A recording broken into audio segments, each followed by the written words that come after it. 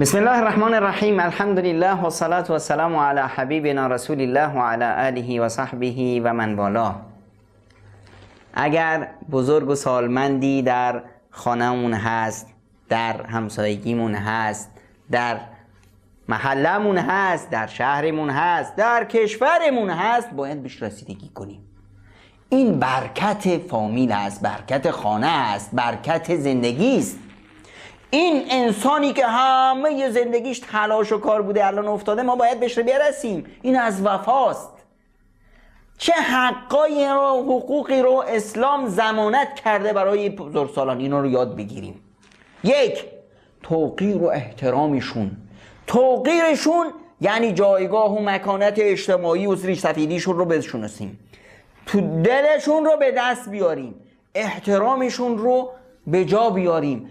این جزئی از وجود یا نمادی از وجودی شناسنامه ما مسلمون هاست. لیس منا من لم یوقر کبیرنا. از ما مسلمون ها نیست کسی که توقیر بزرگ سال ما رو به جا نمیاره.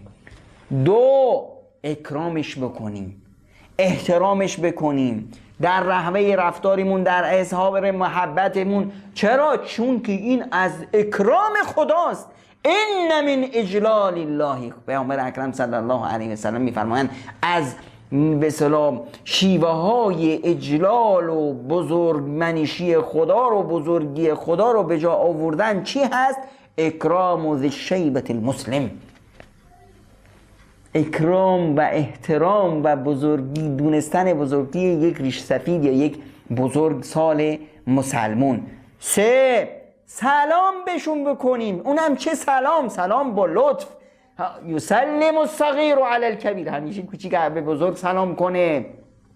وقتی میگیم سلام یعنی چی؟ یعنی لبخند، یعنی محبت، یعنی سلام در واقع یک شوکه عاطفی است که طرف مقابل رو انگار که به بغلت میکشی و خدمتش میکنی. چهار، با صدا با خیلی لطیف و خوب صداش بزنیم. هیچ وقت نگیم آقای فلانی، باید بگیم عمو جان، بابا بزرگ جون، بزرگ است. باید اینها رو با صدای، با الفاظ زیبا که احساس کنن دوستشون داریم، احساس کنن ما از اونها هستیم، احساس جایگاه خودشون رو حفظ کنن. و پنج، در مجالس همیشه اونها رو پیش کنیم. نه در داخل خونه شدن، بیرون رفتن، حرف زدن اول از اونها. اگر ما میخوایم حرف بزنیم بعد از اجازه بزرگتر.